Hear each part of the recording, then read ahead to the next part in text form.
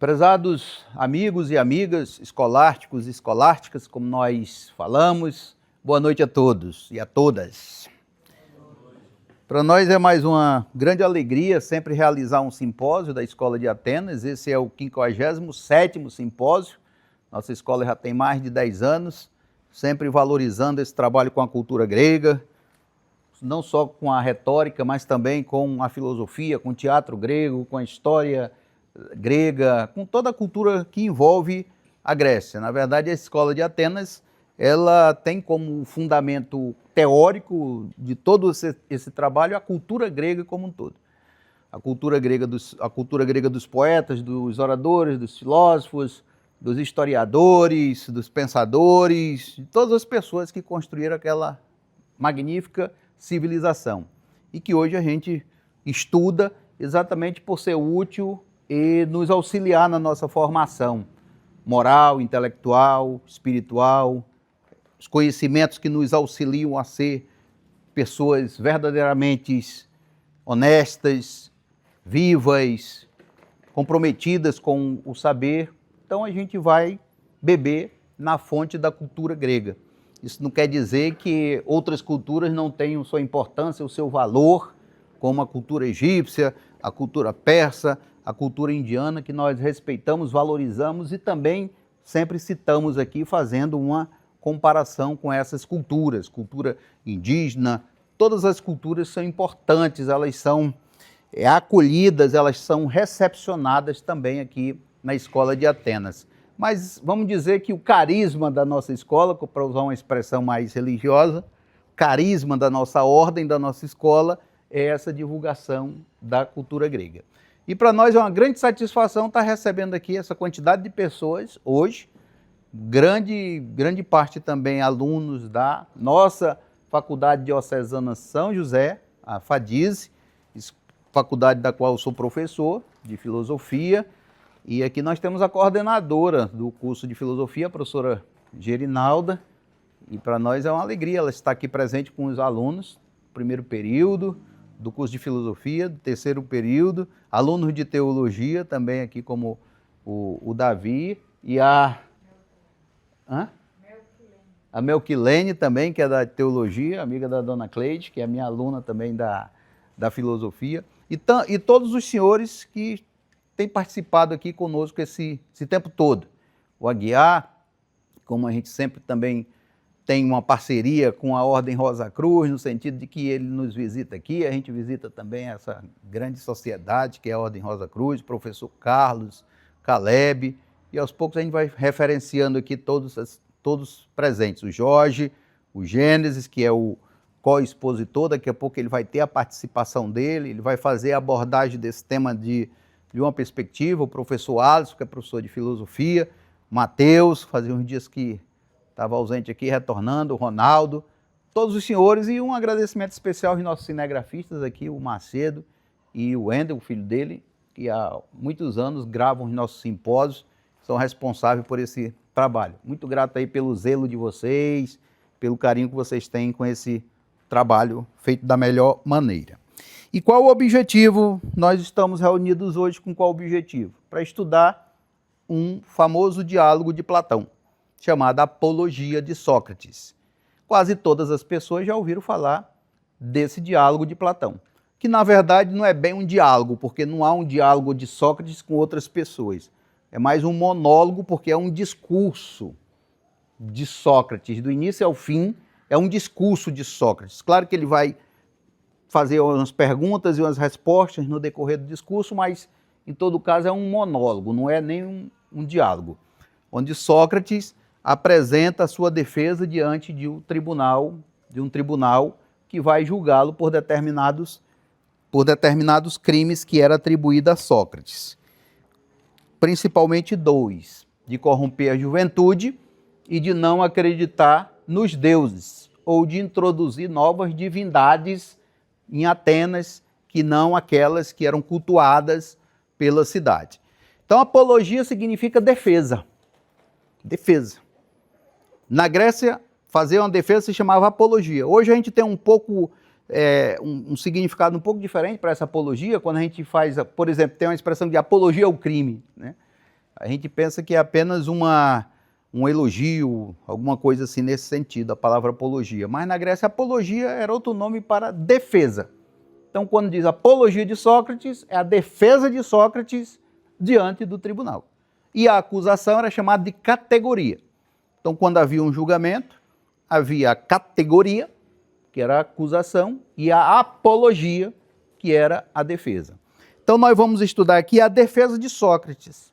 Por que nós não vamos estudar a categoria, a acusação de Sócrates? Porque esse discurso não sobreviveu. Nós não temos conhecimento de como foi realmente a acusação contra Sócrates. Nós sabemos quais os pontos que ele estava sendo acusado. Alguma outra coisa a gente sabe do que os acusadores disseram contra Sócrates no tribunal. Mas não existe um discurso como a defesa de Sócrates. Então a gente precisa reconstituir um pouco a acusação até para a gente entender como é que um homem como Sócrates foi condenado. O que é que Sócrates fez de tão grave que foi condenado? Quais as razões da sua condenação? Um homem justo, como é que se condena um homem justo como Sócrates? Essa é sempre a pergunta que fica no ar. Sócrates não soube se defender, os atenienses não reconheceram a inocência de um homem justo. O que é que aconteceu que levou um homem desse a ser condenado? São perguntas que sempre ficam para as pessoas que estudam esse diálogo, essa apologia. Mas antes da gente entrar no diálogo, para a gente entender um pouco, parte a parte dessa apologia, Caleb, nós vamos fazer uma breve introdução para a gente entender esse contexto aqui. Trata-se então de um julgamento. Um julgamento. E citando um autor famoso, que atualmente ele é membro da Academia Brasileira de Letras, recentemente foi eleito, um advogado chamado José Roberto de Castro Neves, ele tem um livro intitulado Os Grandes Julgamentos da História. Ele é o organizador. Na verdade, várias pessoas escrevem sobre vários julgamentos famosos da história.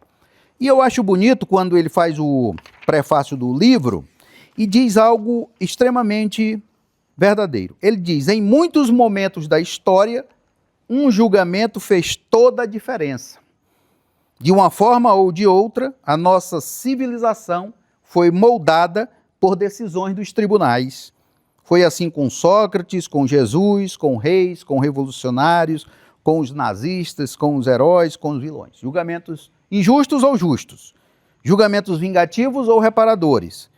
Desde que aprendeu a ter opiniões, o homem julga, e julga mais facilmente os outros do que a si próprio. Por meio desses julgamentos, o mundo caminhou. Então nós estamos aqui diante de um julgamento que marca a história da humanidade. Marca a história. O julgamento de Sócrates.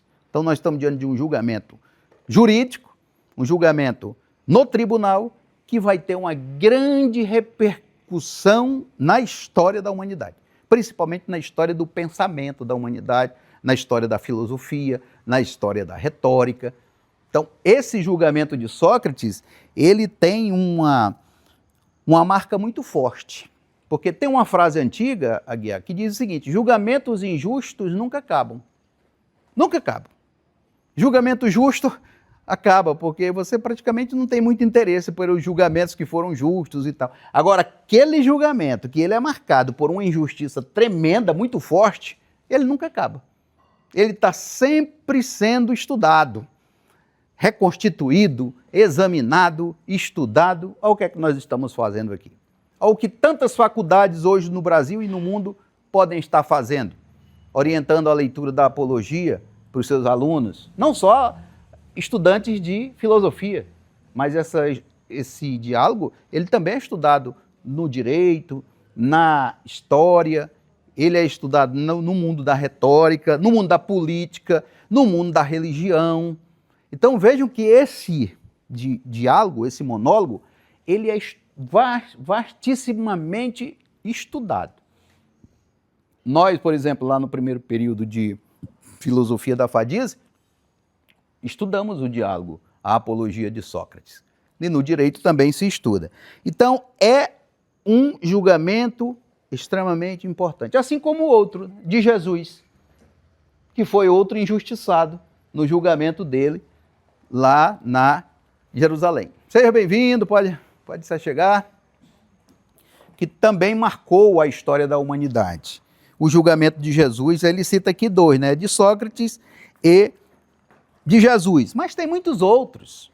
Por exemplo, um julgamento de Galileu Galilei, um julgamento de Jordano Bruno, o julgamento de vários julgamentos, a gente pode citar aqui, ele cita tremendos julgamentos desde o mundo antigo, que tiveram influência na história, que mudaram muitas vezes o rumo da própria história, do pensamento. Então nós estamos diante desse grande julgamento, desse julgamento célebre, que foi o julgamento de Sócrates. Tem uma frase que o Dr. Gênesis, que é advogado, vai explorar mais na frente também, que é de um historiador chinês antigo, que diz: há mortos que pesam mais do que o Monte Taishan.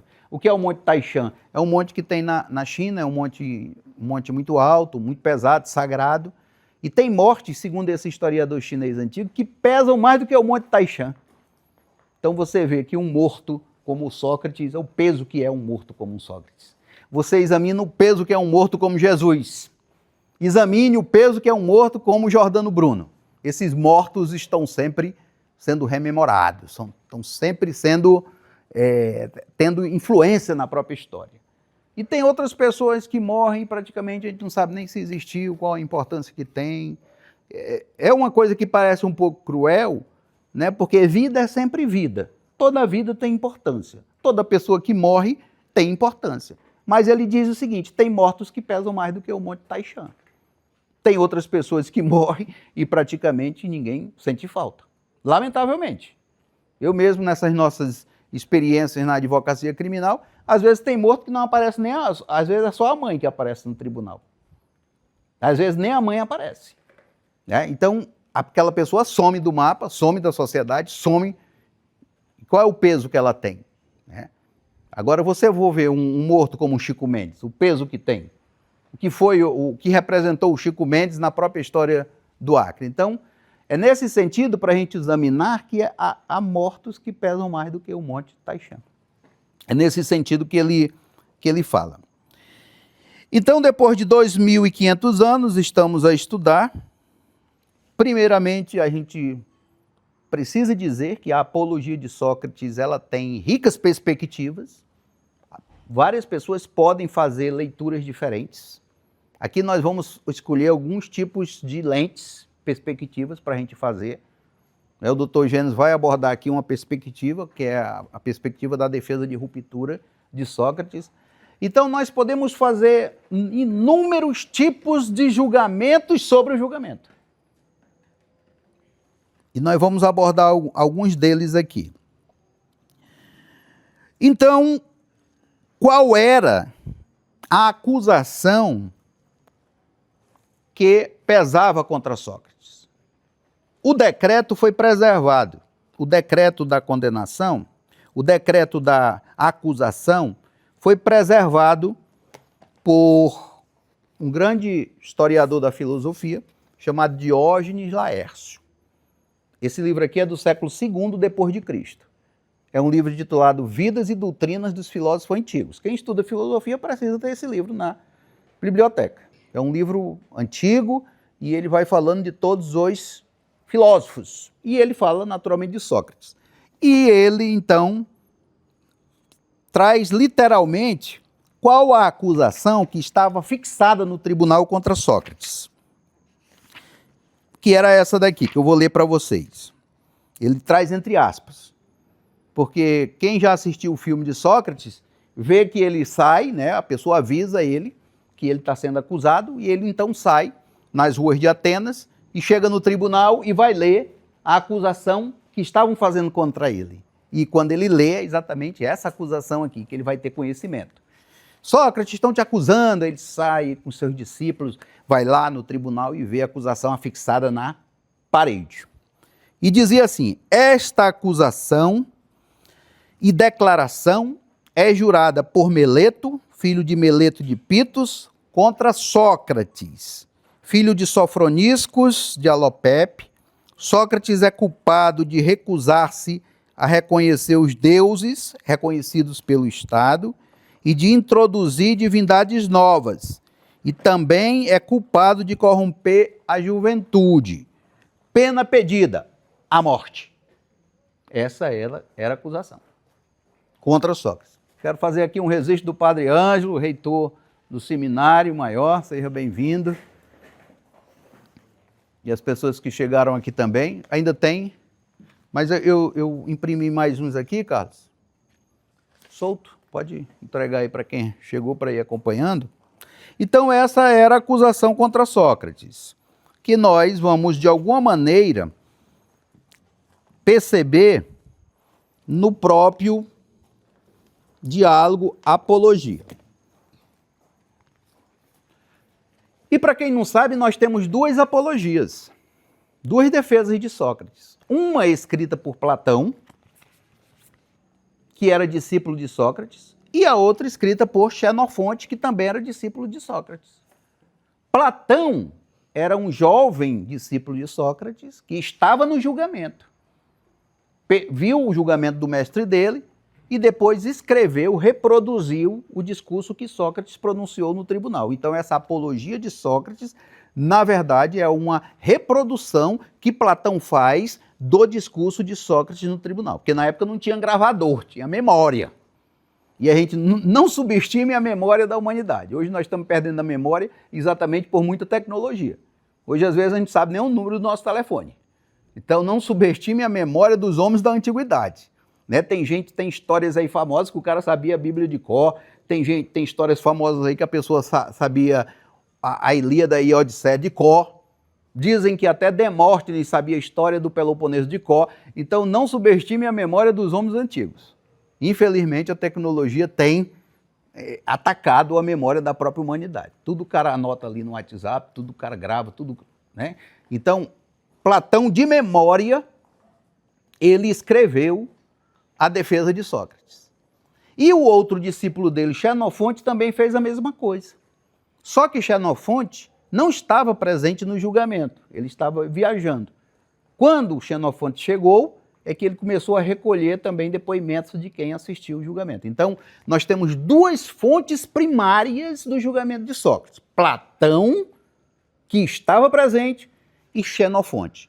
Então, essas são as duas fontes que se espraia o estudo a respeito desse julgamento.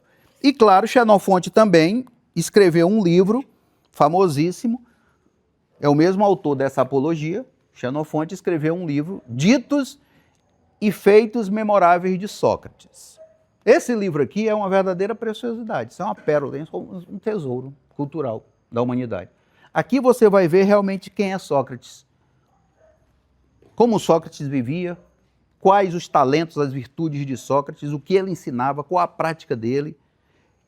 E é um livro extremamente valioso para quem quer realmente crescer, para quem quer uma literatura que lhe torne realmente uma pessoa de valor, é ler um livro como esse aqui. Ditos e Feitos Memoráveis de Sócrates. Eu tenho ele numa versão antiga, foi recentemente publicado essa daqui, eu comprei também, mas é a mesma tradução. Esse livro também é conhecido como As Memoráveis. Ditos e Feitos Memoráveis de Sócrates, ou simplesmente As Memoráveis.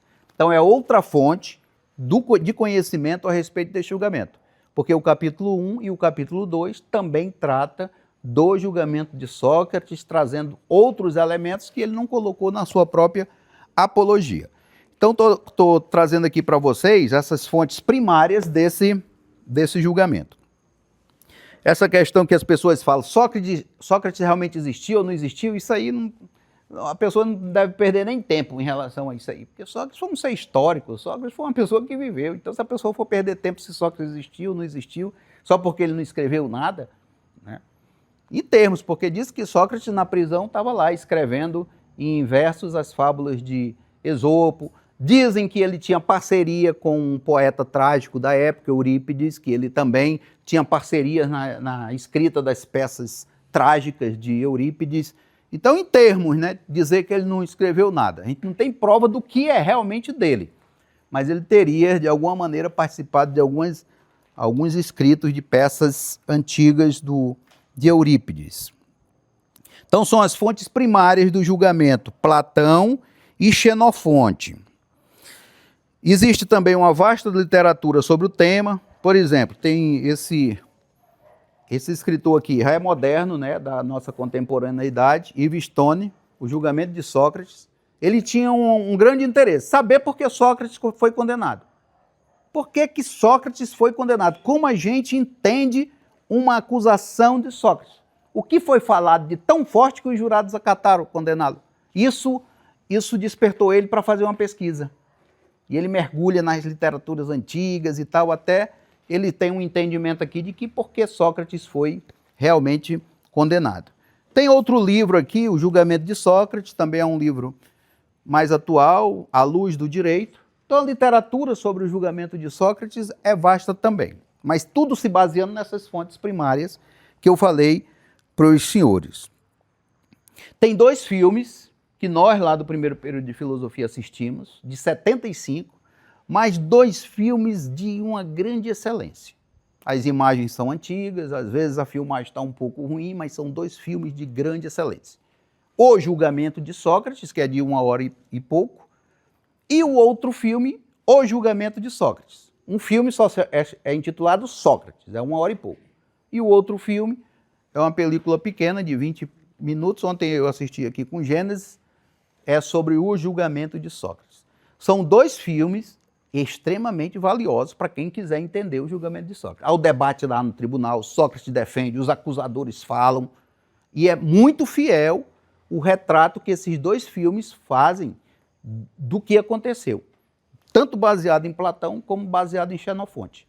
Eu mesmo investiguei o filme do início ao fim e não encontrei assim nenhuma impropriedade no filme, alguma mentira, alguma coisa que não tivesse baseado na literatura antiga. Então, se depois vocês quiserem enriquecer um pouco mais esse tema e compreender melhor esse julgamento, eu indico que assistam esses 2 filmes que estão disponíveis no YouTube.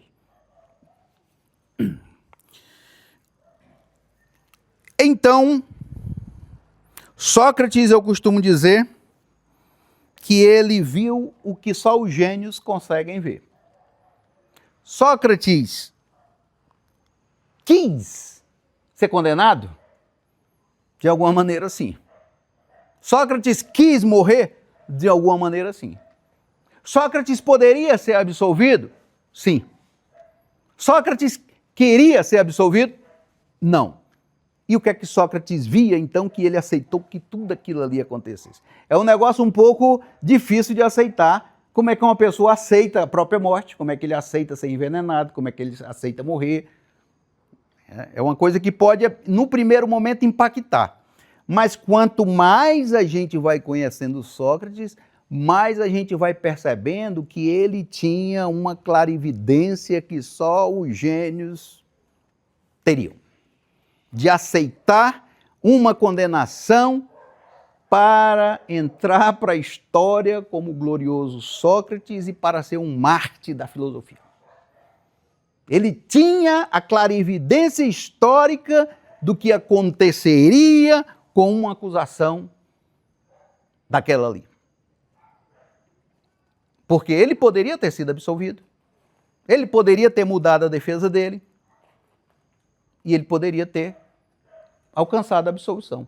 Mas ele dispensou, ele afastou tudo aquilo que poderia absolver. E manteve uma defesa, em vez de fazer uma defesa jurídica, Sócrates optou por fazer uma defesa filosófica. Filosófica. Daí porque ele deixou de usar tudo aquilo que no julgamento precisa ser usado. As manhas, as estratégias. Ele vai dizer aqui mesmo que não ia usar nada disso porque não condizia com ele. E ele vai deixar de usar determinadas táticas no julgamento que poderiam levá-lo à absolvição. Ele vai confrontar os juízes, ele vai muitas vezes despertar uma certa intransigência em relação a ele nos juízes, e isso ninguém faz no julgamento, mas ele faz consciente, porque Sócrates dominava a retórica, Sócrates dominava o discurso, Sócrates sabia falar, Sócrates era professor de retórica, Sócrates era professor de discurso, Sócrates debatia com os sofistas. Quem é que vai debater com os sofistas se não fosse um homem de grande habilidade no campo da retórica, no campo da palavra? Então não foi por... Ele vai dizer também no próprio discurso dele, eu estou sendo condenado aqui não é por falta de retórica, não é por falta de discurso. Não é por falta de discurso. Então, Sócrates viu ali a oportunidade do martírio. Sócrates abraçou o martírio. Sócrates não negou o martírio. Sócrates quis, de alguma maneira, na minha compreensão e na compreensão também de outros estudiosos, abraçar o próprio martírio. Por quê? Já tinha vivido 70 anos. Pouco tempo depois talvez já pudesse morrer. A morte por cicuta era uma morte indolor. Poderia afirmar todos os seus valores diante dos jurados. E entrar para a filosofia como entrou. Mas nós vamos compreender devagarzinho, porque são questões, dimensões complexas desse julgamento.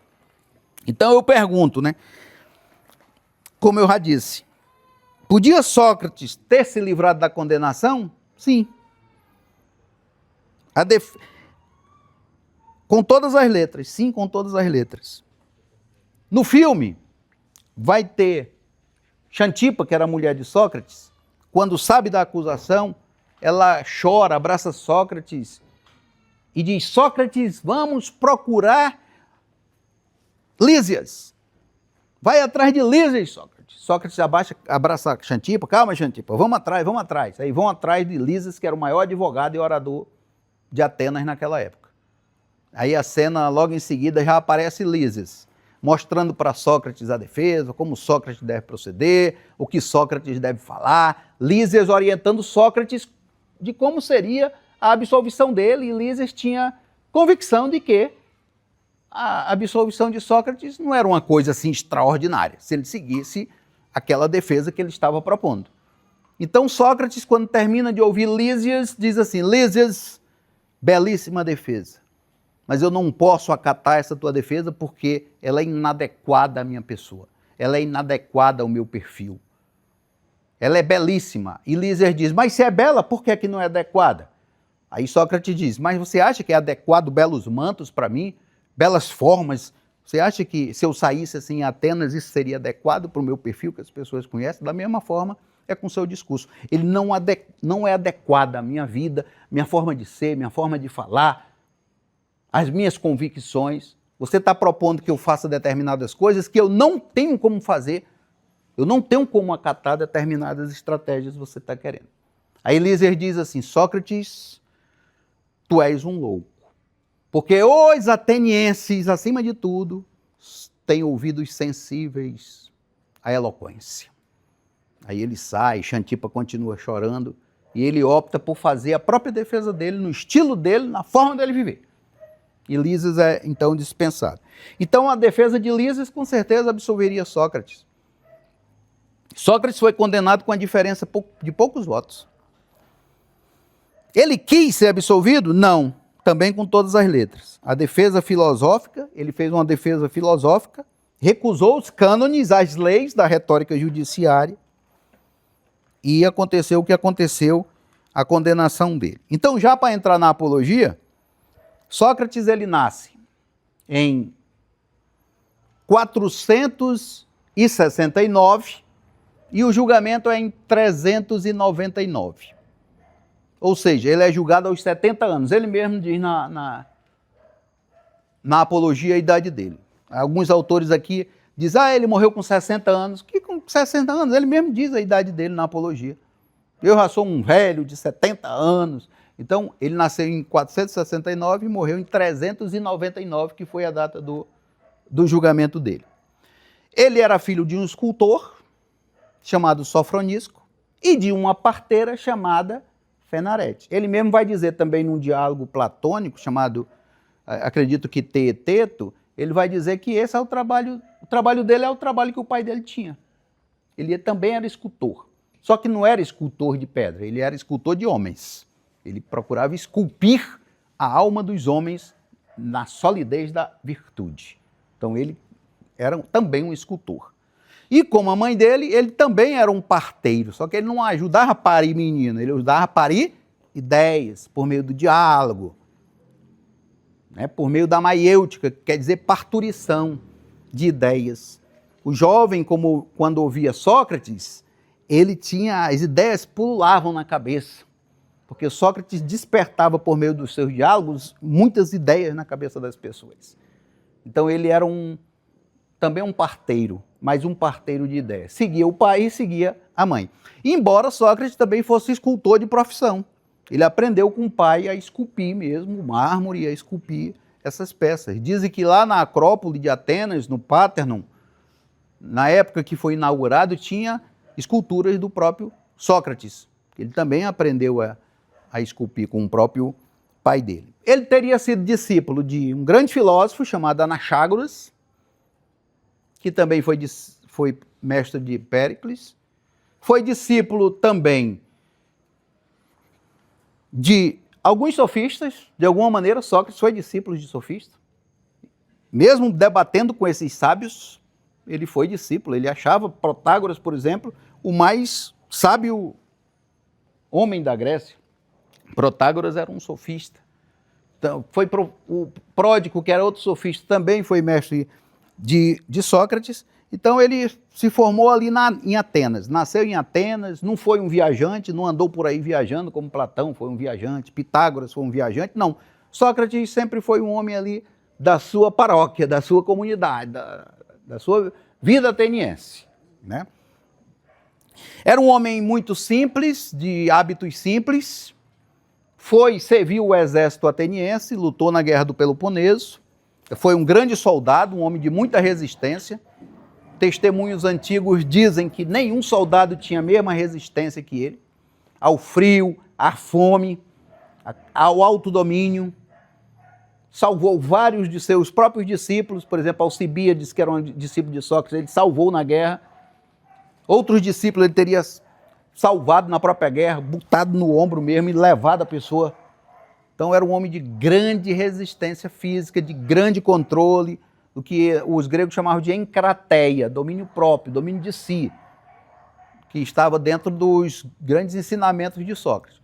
Ninguém tinha mais domínio dos seus apetites como Sócrates, das suas emoções, das suas concupiscências, da sua fome, do sexo, de frio, de tudo isso que perturba os seres humanos. Ninguém tinha mais encrateia e mais domínio próprio do que Sócrates. E ele dizia mesmo que a encrateia, o domínio próprio, é o alicerce de toda virtude. Qualquer virtude sem domínio próprio, ela é frágil. Nenhuma virtude, ela é forte sem o alicerce do domínio próprio. É o domínio próprio que faz com que uma virtude seja realmente vigorosa. O cara ser justo, o cara ser honesto, o cara ser bom, o cara ser isso, ser aquilo outro. Pode até ser, mas se não tiver ela alicerçada na encrateia, no domínio próprio, muitas vezes ele pode deixar de ser justo, de ser honesto, de ser bom, porque alguns sentimentos ou algumas situações podem surgir que pode perturbar as emoções dele e ele deixar de ser aquilo que ele achava que era. Então, sem o alicerce do domínio próprio, não existia realmente virtude que se sustentasse. Então, Sócrates, os ensinamentos, ele não cobrava pelos seus ensinamentos, eram gratuitos. Isso aí tudo é o pessoal do lixo, que o cachorro não pode ver os lixeiros aí. Então, teve vários discípulos famosos, os mais famosos, como eu já falei, Platão, Xenofonte, mas teve vários outros discípulos. Sócrates é como se fosse um sol, professor Alisson, da filosofia grega, Jorge. De quando Sócrates morreu, várias escolas saíram do socratismo. A mais famosa é o platonismo.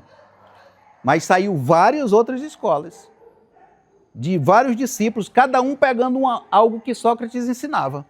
Cada um destacando uma coisa que Sócrates ensinava. Uns ensinavam mais a questão da encrateia, do domínio próprio. Outros foram mais para o rumo do cinismo, de Sócrates questionar as convenções sociais. Outros foram mais para o lado da retórica, do discurso, que Sócrates era bom também. Então, cada discípulo vai desenvolver um raio dessa sabedoria socrática. Aí do platonismo também já vai nascer o quê? O aristotelismo, que de alguma maneira já é neto do socratismo. Então, de Sócrates, muitas escolas vão se desenvolver.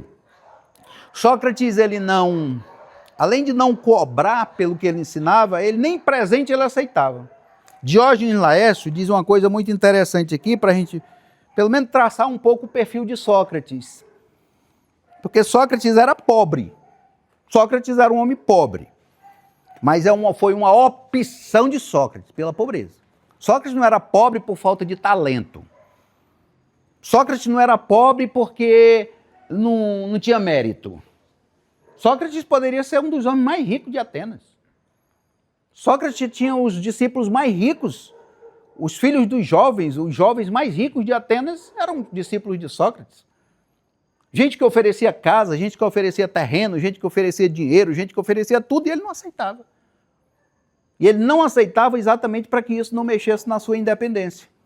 E Diógenes Laércio vai dizer uma coisa bem clara em relação a isso aí. Um pouco diferente, né, de muitas coisas que a gente vê atualmente. A pessoa se beneficia dos seus fiéis, ou se beneficia dos seus seguidores, ou se beneficia disso para, às vezes, ganhar um celular, ganhar um carro, ganhar um terreno, ganhar um avião, ganhar não sei o quê. Sócrates poderia ter tudo isso, dentro do que tinha na Atenas, né, porque não tinha avião. Mas o que é que o Diógenes Laércio diz aqui bem claramente? Sócrates foi um homem independente e da mais alta dignidade. Foi um homem independente. Sócrates não estava devendo nada para o Estado, não estava devendo nada para partido, não estava devendo nada para nenhum indivíduo. Sócrates foi um homem independente da mais alta dignidade. Ele era capaz de desdenhar de quem o ridicularizasse e se orgulhava de sua vida simples e de jamais haver aceito recompensa de ninguém. Não é todo mundo que se mantém assim. Não é todo mundo que se mantém assim. Ele não se aproveitou do seu talento, da sua inteligência, da sua liderança para enriquecer. Olha como é atual o exemplo de Sócrates. Olha o perfil sendo desenhado aqui de Sócrates, né? E isso vai resvalar também na forma que ele vai se defender. Então Sócrates, a gente vê nos diálogos de Platão, ele sempre debatendo com os sofistas, que eram professores de retórica, que a gente também debate aqui na nossa escola, e vários desses sofistas eram amigos de Sócrates, o debate era no plano das ideias, e nenhum desses sofistas vai ser responsável pela morte de Sócrates. Tá? Nenhum. Nenhum vai acatar, nenhum vai aplaudir, nenhum vai... Pelo contrário, vários sofistas aqui, eles ficaram... Isócrates, por exemplo, se vestiu de luto, era um sofista, se vestiu de luto, de preto, pela morte de Sócrates. Aspásia de Mileto, que era mulher de Péricles, chorou profundamente a morte de Sócrates, né? Então, isso aqui, Sócrates foi morto como um sofista. Sócrates era confundido com o próprio sofista. Qual é a diferença de Sócrates para os sofistas? Que ele não cobrava as lições. Mas o perfil de Sócrates era o mesmo. Debatia, argumentava sobre justiça, sobre ética, sobre o bem, sobre tudo isso aí os sofistas também faziam. A diferença era que Sócrates não cobrava, mas era tido como um sofista, um questionador. Por isso que ele vai ser acusado de corromper a juventude, porque mudava os hábitos dos jovens, né? Dizem aí os acusadores que os filhos não respeitavam mais os pais, os alunos não respeitavam mais os professores, essas coisas que atualmente dizem aí também, né? Dos pensadores aí. Então, isso é mais ou menos essa introdução, para vocês entenderem o período, mais ou menos quem foi Sócrates, né? O contexto todo do julgamento, as fontes. E eu trouxe aí um roteiro onde eu fiz um resumo da apologia. Eu mesmo fiz, não foi por IA não, tá? Eu não tenho nada contra IA. Eu até uso IA quando é necessário. Mas isso aqui foi um resumo que eu fiz lendo a apologia. Eu fui lendo e fui fazendo o resumo e trouxe aí para vocês o passo a passo do diálogo, tá? Que eu quero que a gente siga rapidamente. Nós vamos ficar dentro do nosso prazo aí de exposição. Quero dizer para vocês que eu tenho vários diálogos da apologia e vários tradutores para a gente poder ter uma uma visão geral, né? Por exemplo, tudo isso aqui é apologia, ó. Aqui é uma tradução da Martin Claret. Tem a apologia aqui também nessa tradução, um diálogo aqui mais denso, mais estudado.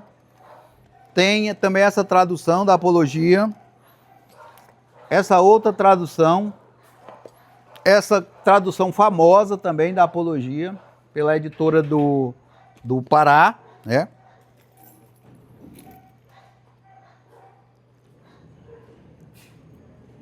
Temos essa outra tradução aqui também. E a mais recente que eu li, que é essa daqui do Ed Subini, que eu gosto muito, do tradutor Ed Subini. Tem algumas pessoas que não gostam da tradução do Ed Subini, mas eu gosto muito da tradução desse tradutor. Então você vê aqui vários diálogos, traduções diferentes. Às vezes alguma passagem não me agrada muito, eu vou para outro para ver como é que ele escreve aquela passagem. E aí, às vezes, me agrada melhor uma passagem de um tradutor do que o outro, né? Então, a gente vai fazendo esses confrontos de traduções.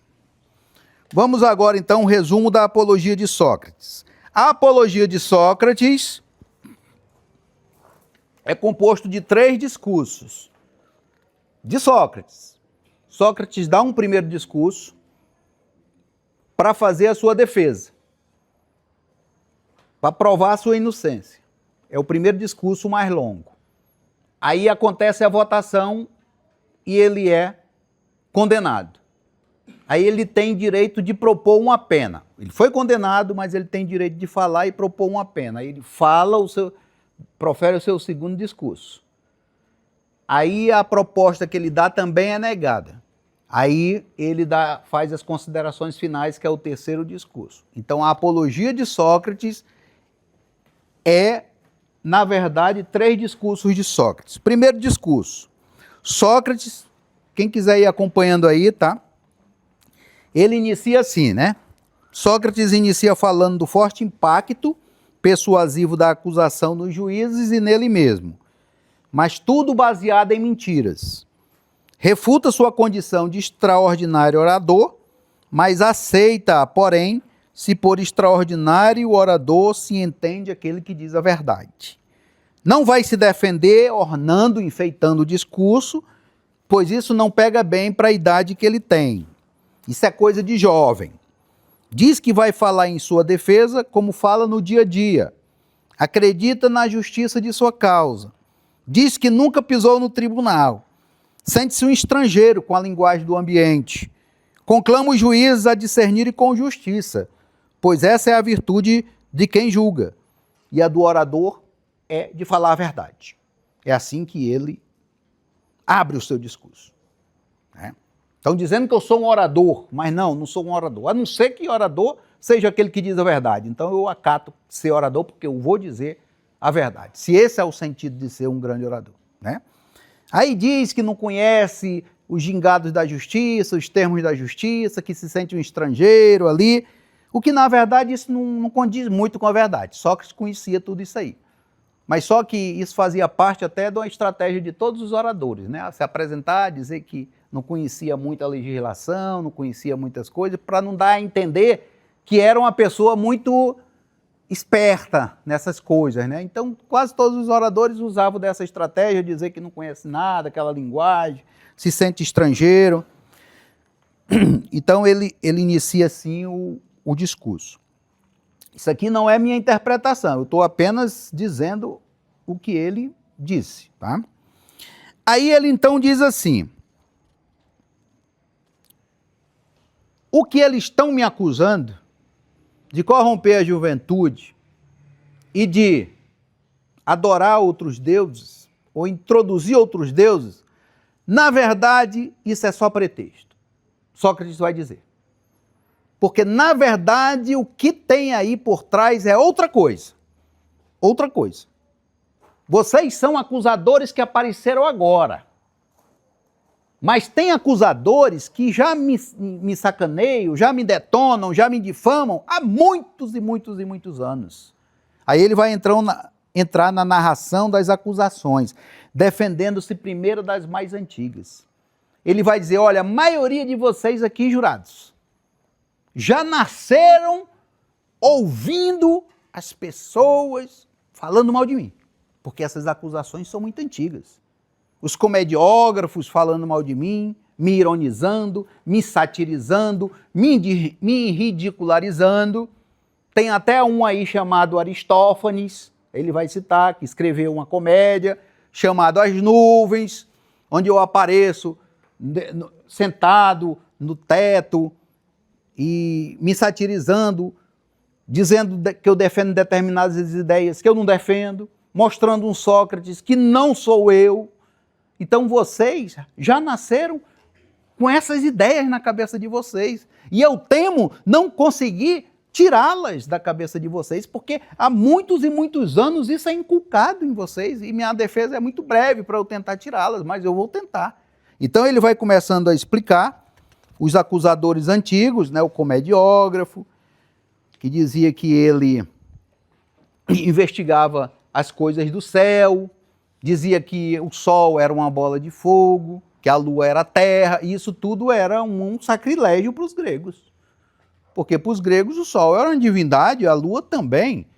Então, se Sócrates investigava as coisas do céu dizendo que o sol era uma bola de fogo e a lua era meramente terra também, isso atingia completamente a própria religiosidade do povo de Atenas. E aí mostrava Sócrates ensinando também nessa comédia aí como fazer do discurso mais fraco o discurso mais forte. As pessoas iam procurar Sócrates para não pagar dívida, para se livrar de acusações, e Sócrates ensinava a pessoa a ser hábil nisso aí. Então essas acusações eram antigas, né, em relação a Sócrates. Aí ele vai dizer, mas apesar disso, eu vou dizer para vocês, aí é o próximo ponto, eu vou dizer as reais causas dessas calúnias. Por que que estão querendo me condenar e processar? Aí ele começa a contar. Um amigo meu chamado Querefonte foi ao oráculo de Delfos e lá perguntou ao oráculo quem era o homem mais sábio do mundo. E a pitonisa disse que era Sócrates. Então o Querefonte sai de Delfos, avisa para Sócrates, e Sócrates diz, não acredito nisso. Como é que eu sou o homem mais sábio no mundo que o que eu sei é que nada sei? Então, eu acho muito estranho, mas o Deus não mente. Mas, em todo caso, eu não sou. Então, o que será que o Deus está querendo? O Deus, né? Porque é uma expressão que os gregos usavam. O que é que ele está querendo dizer? Então, ele começou a questionar aquelas pessoas de Atenas que se consideravam os mais sábios. Políticos, poetas. Ele começou a questionar.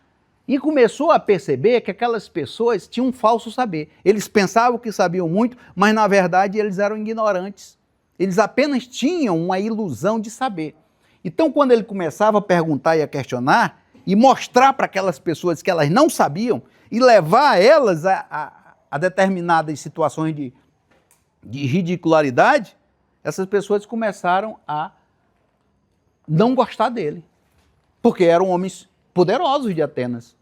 Eram políticos, eram líderes religiosos, eram líderes da comunidade que eram desmascarados por Sócrates, porque diziam que eram sábios. Então Sócrates começou a desmascará-los e começou a ser muito impopular por causa disso. Ele começou a afrontar essas pessoas que se diziam sábias. E ele vai dizer, olha, então acredito que eu sou o homem mais sábio, mas apenas por uma condição, que eu tenho consciência da minha ignorância. Ao passo que aqueles que são sábios não têm consciência dessa ignorância. Então essas pessoas, elas começaram a se mobilizar contra Sócrates. É só você ver uma pessoa muito questionadora hoje em dia, vamos dizer assim, uma pessoa que de alguma maneira questiona as estruturas de poder, ou as estruturas religiosas, ou as estruturas de pensamento de uma sociedade. Você vê que às vezes elas vão começando a ser malquistas por determinadas autoridades, do campo religioso, né, político, das estruturas de poder. Então imagine isso feito num Atenas de 300 mil habitantes, poucas pessoas, E Sócrates questionando essas estruturas de sabedoria, de poder em Atenas. O que isso não geraria com essas pessoas? Né? E aí, o pior ainda é que os jovens começavam a imitar Sócrates. Os jovens começavam a fazer isso nos banquetes, nos simpósios, questionar aquelas pessoas que se diziam sabiam muito. Aí que o negócio pegou, porque as pessoas começavam a dizer que era Sócrates que estava fazendo aquilo com os jovens, questionando, pedindo e ensinando os jovens a questionar saberes estabelecidos em Atenas. Então os jovens, eles gostavam de praticar a mesma coisa que Sócrates praticava. E como é da natureza dos jovens, eles faziam isso, aí o rio, um rio para lá, outro ria para lá, e as pessoas, quem é que vai gostar de ser ridicularizado? Principalmente aquele que se considera um sábio, um poderoso e tal, ser ridicularizado na frente das pessoas e ter a sua autoridade questionada. Então isso vai então mobilizar essas estruturas contra Sócrates. E ele vai dizer, essas sim são as reais causas pelas quais vocês estão me colocando aqui para ser julgado. Vocês todos aqui. Ele aponta para um dos acusadores, inclusive você. Inclusive você. Porque você queria transformar seu filho num mero mercador, num mero vendedor de couro curtido e tal. E seu filho se interessou pela sabedoria e veio me procurar. E no filme aparece uma coisa muito interessante. O jovem vai para o mercado, aí Sócrates pergunta, para onde vais? Ele diz, ao mercado. Aí Sócrates pergunta, o que tu procuras? Ele, verdura. E se tu procurar verdura, tu vai para quem? Eu vou no agricultor. E se tu procura carne, tu vai aonde? No açougueiro. Aí Sócrates vai perguntando isso, aí chega um momento que Sócrates diz assim, e se tu procurares sabedoria, onde tu vai procurar? Aí o jovem, sabedoria, onde eu vou procurar? Aí o jovem se interessa, aí Sócrates diz, olha assim, vem, segue-me. E o jovem segue Sócrates, e ali era o filho de um dos acusadores. Então Sócrates está provando as reais intenções deles no tribunal. No tribunal. Lembra muito Jesus, essa cena do filme. Lembra muito Jesus quando diz, vem, segue-me. Sócrates diz a mesma coisa com o jovem. Quer saber? Vem. Segue-me. E o jovem seguiu Sócrates. E questionava realmente o pai, né? Então ele vai mostrar isso, né, a parte, as causas reais das calúnias, e ele vai dizer que as pessoas se sentiam ridicularizadas e em vez de ficarem com raiva daqueles jovens, ficavam com raiva era dele. Porque, ó, você é jovem, você está fazendo isso porque Sócrates está te ensinando. Aí, em vez de ficar com raiva do jovem, ia ficar com raiva de Sócrates, né?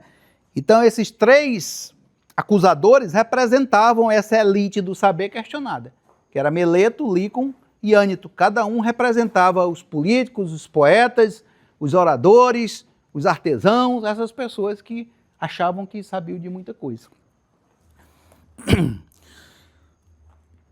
Então, ele sabe que atraiu muita animosidade, muita impopularidade, mas também ali no julgamento atrai animosidade por dizer a verdade. E aí ele entra para se defender das atuais acusações. Defendeu-se das antigas.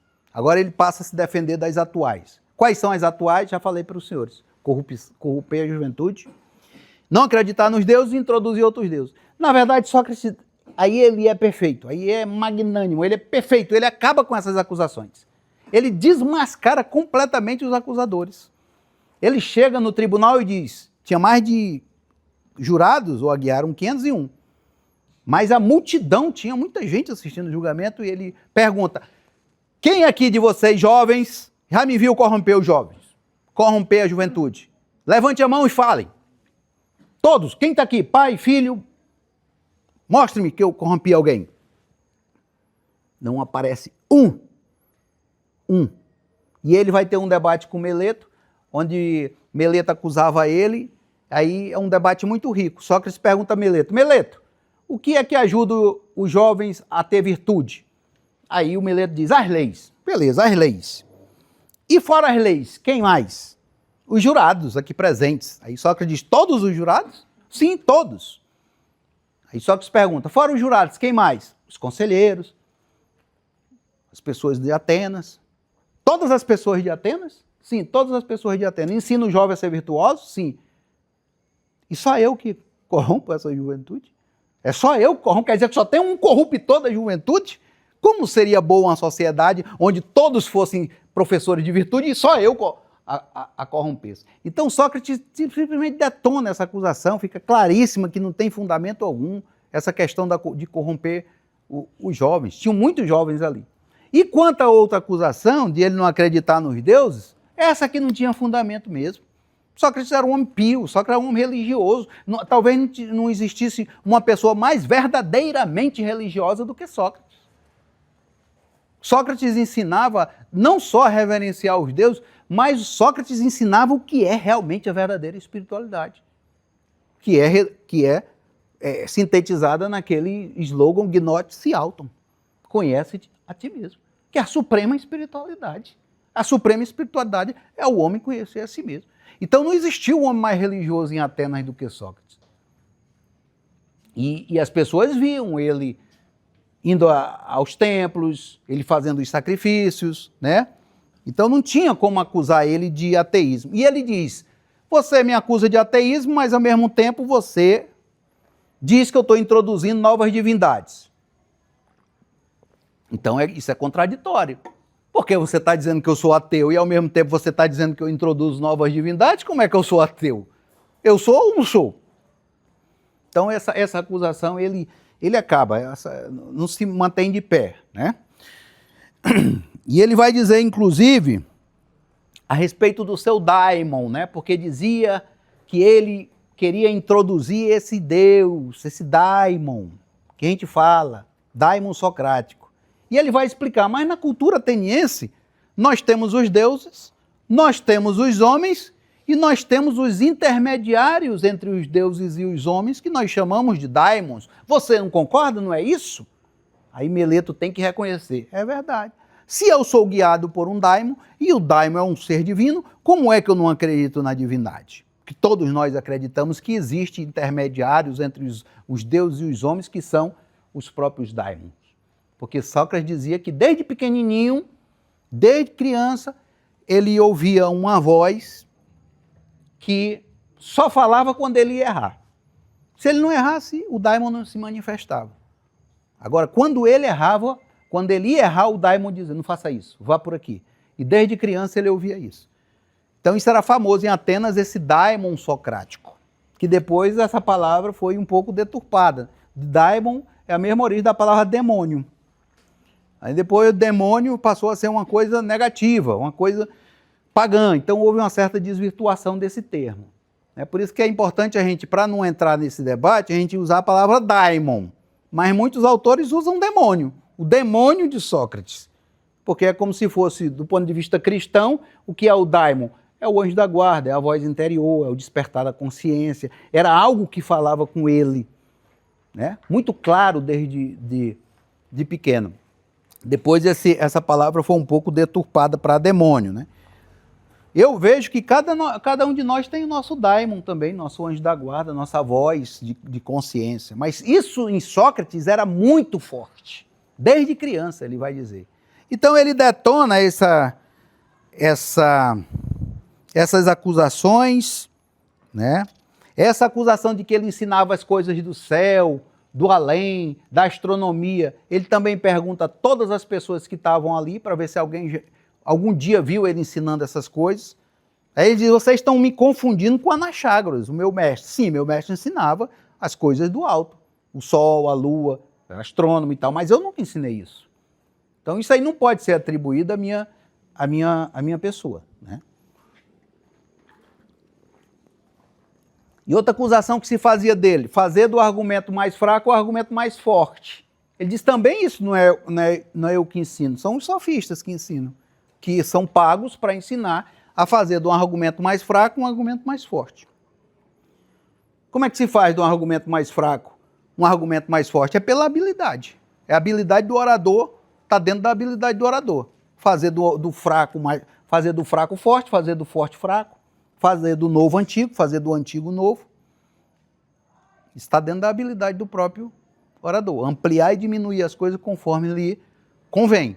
pela habilidade da palavra, pela habilidade do discurso, ou mesmo pela percepção de determinados elementos que ninguém vê e o orador vê, que até então era fraco, mas a visão do orador percebe que atrás daquela fraqueza ali há uma robustez de discurso que precisa apenas ser explorado. Quem já assistiu o filme 12 Homens e uma Sentença vai perceber muito isso. Final do julgamento dá 11 contra 1, só um é o argumento mais fraco. Aí vai tendo um debate ali, ele vai mostrando elementos para os próprios jurados, parceiros dele. Ao final, todos absolvem a pessoa. Ou seja, um argumento aparentemente fraquíssimo, que foi 11-1, começou a ganhar forma, até que o jurado resolveu absolver o cidadão. Então ele transformou de alguma maneira o julgamento mais fraco num julgamento mais forte. Não tem nada antiético aí, não tem nada imoral nisso aí.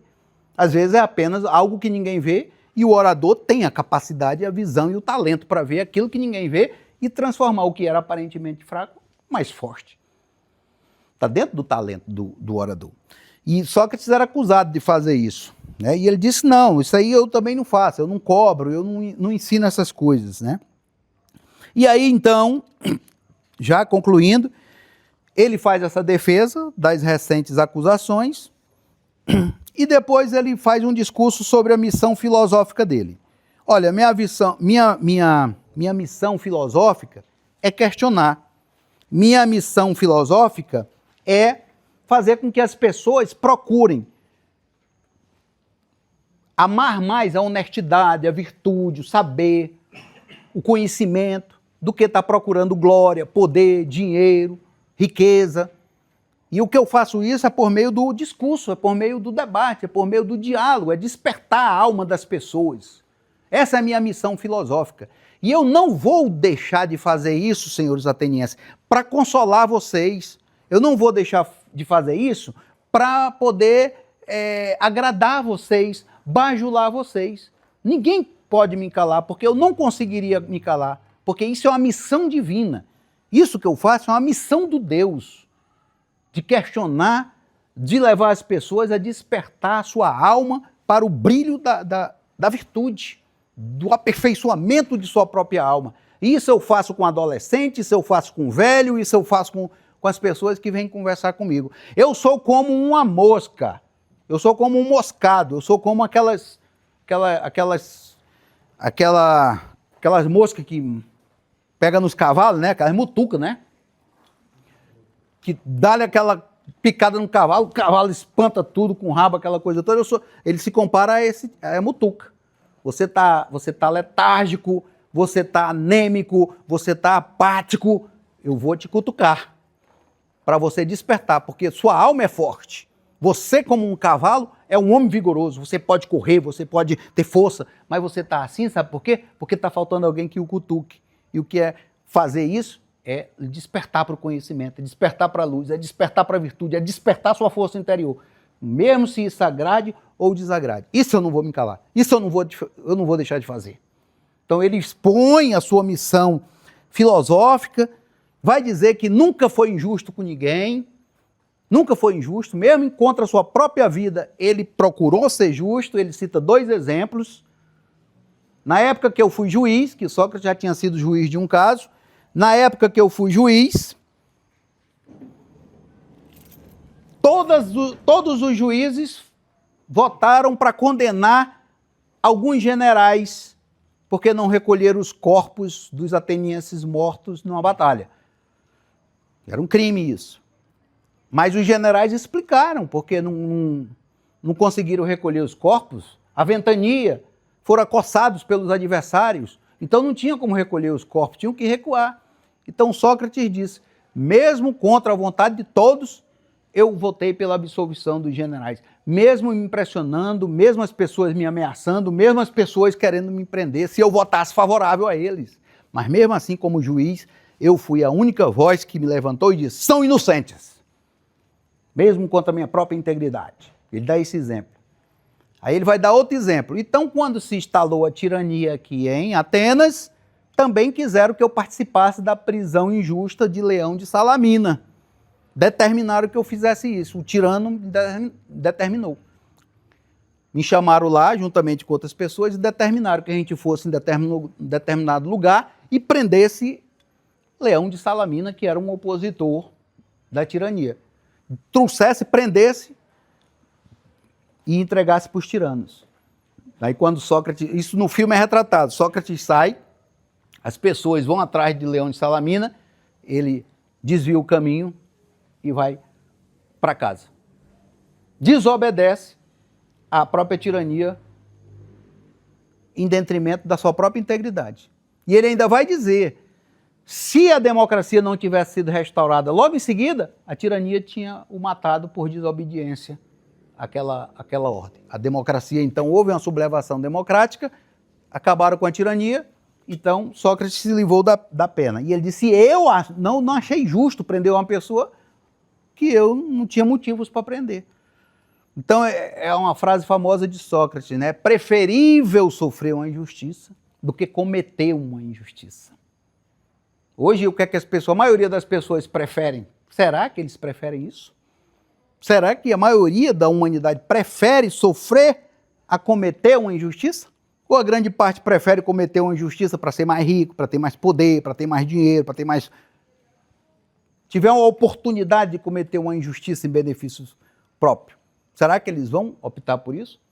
E Sócrates dizia, é preferível sofrer uma injustiça a cometer uma injustiça. Por isso que eu não aceitei nenhuma ordem que me obrigasse a ser um homem injusto.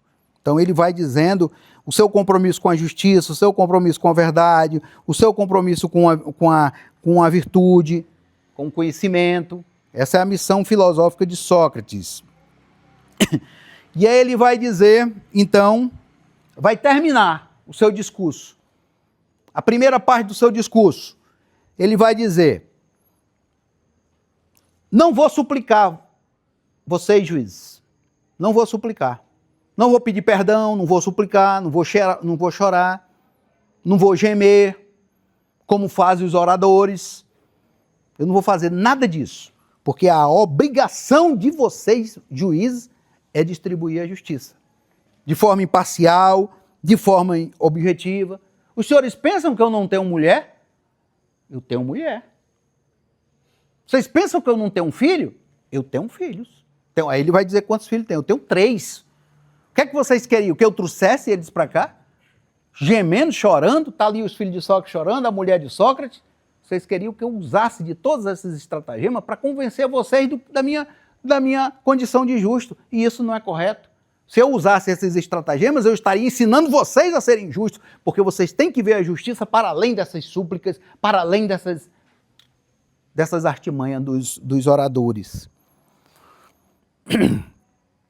Aí ele ainda vai dizer que ele era... A sociedade ateniense era um pouco misógina, né? Ele vai dizer, isso é coisa de mulher. Isso é coisa de mulher, comportamento de mulher. Chorar, gemer, pedir perdão, implorar. Como ele disse, eu sou homem, não vou me comportar como as mulheres se comportam. Diz que tem visto homens com reputação de corajosos e sábios agindo como mulheres.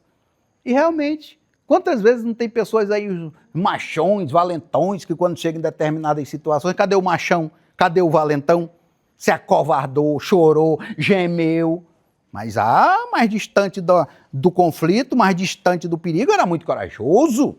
Era muito corajoso na mesa de um bar, dentro de casa. Mas quando aparece o conflito, é o primeiro a se acovardar. É o primeiro a provar que aquela sua virtude não está alicerçada em nada. É uma capa, é uma hipocrisia. Ele não vou fazer não isso aí.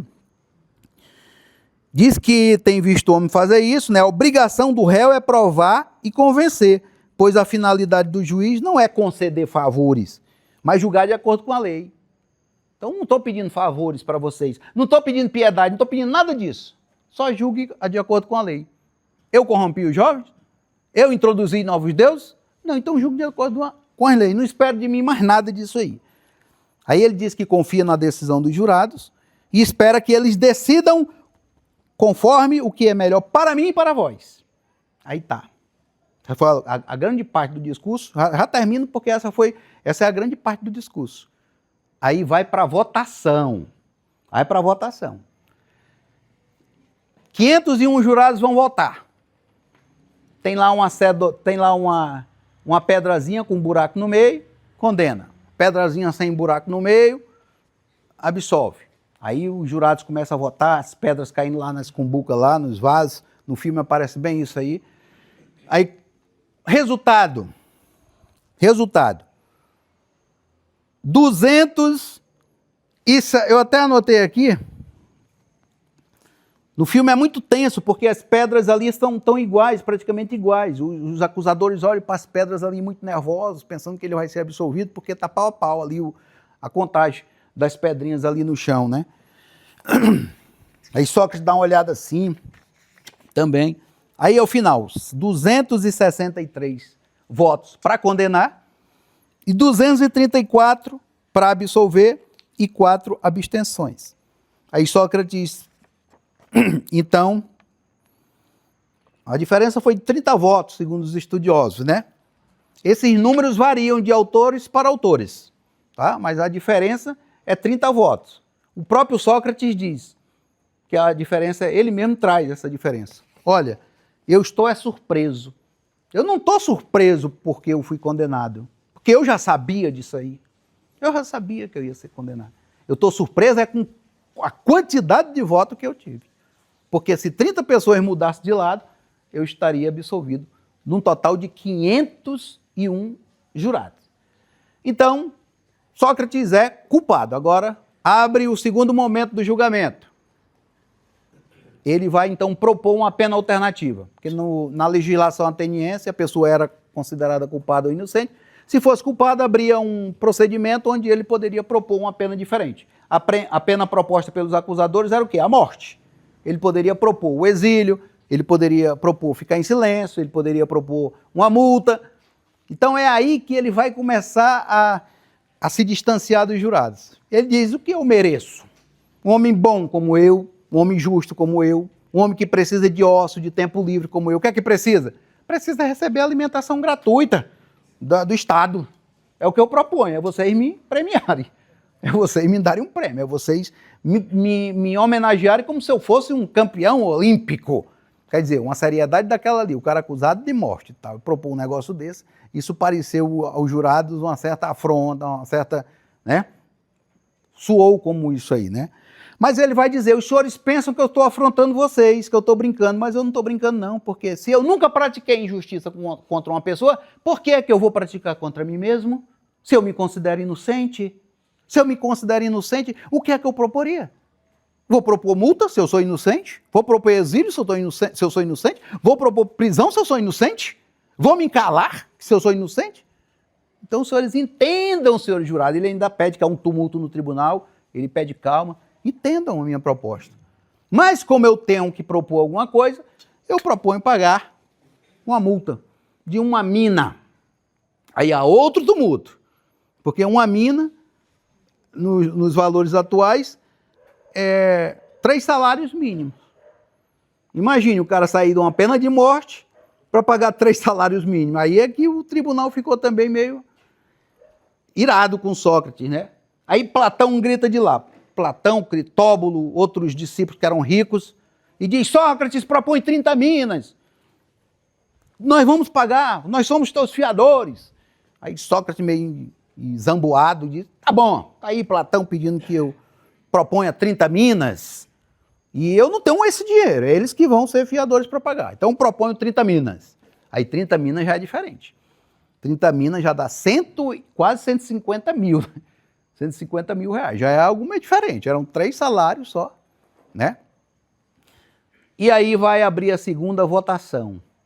Aí quando abre a segunda votação, mesmo procedimento, aí a votação, ela simplesmente, a diferença é terrível, é 340 contra 160, pela condenação de Sócrates. Aí abre o derradeiro discurso. Última página. Sócrates é condenado à morte. Aí ele vai dizer: os que o condenaram logo se arrependerão. Ele diz: vocês vão se arrepender. E foi o que aconteceu. Os atenienses se arrependeram. Os próprios acusadores, um foi morto, o outro foi exilado, tudo decorrente do arrependimento. 2 cidadãos. Logo depois, eles se arrependeram do que fizeram. Vocês, aí ele ainda diz assim, vocês me julgaram por pressa. Vocês não precisaram nem me julgar, eu já sou velho, já tenho 70 anos, talvez não durasse mais um ano.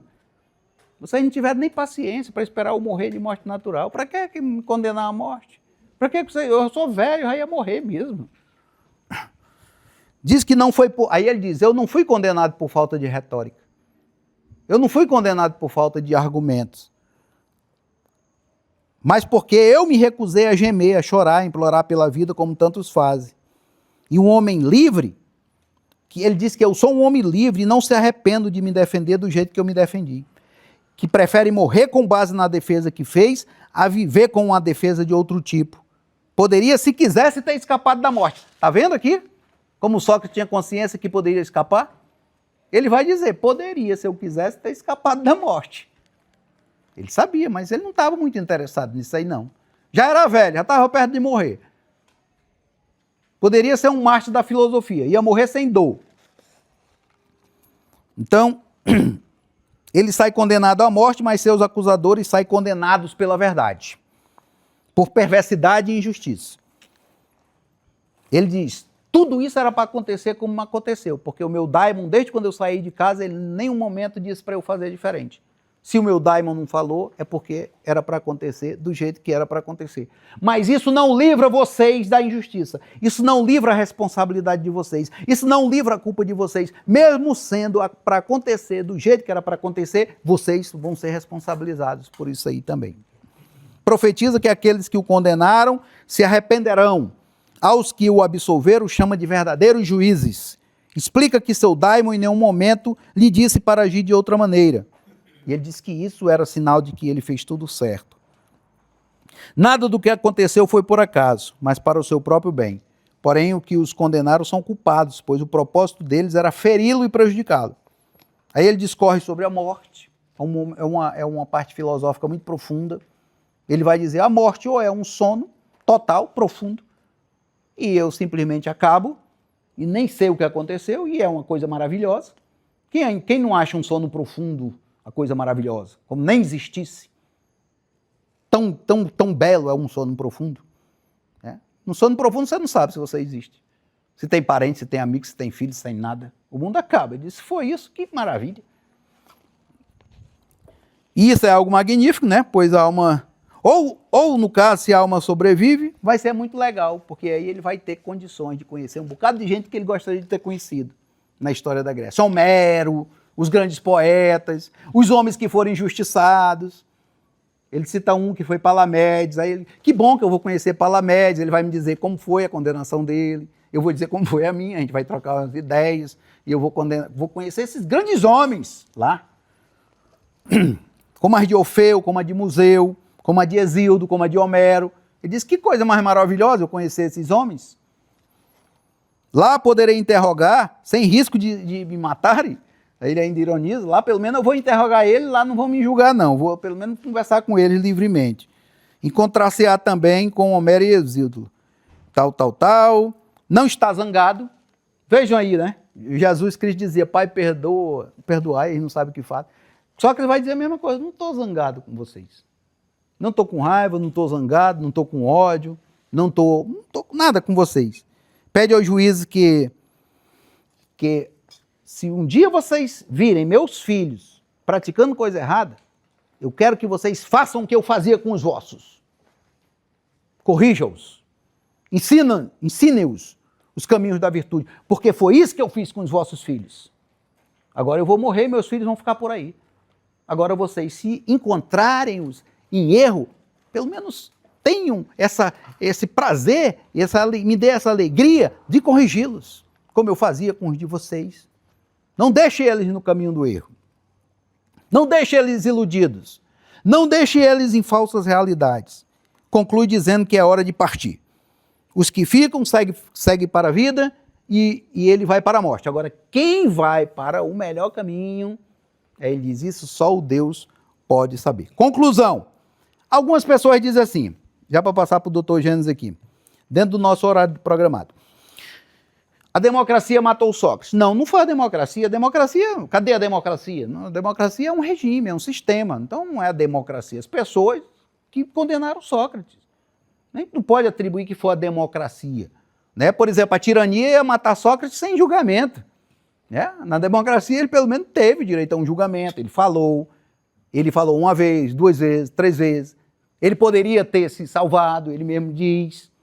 Né? Então não foi a democracia que matou Sócrates.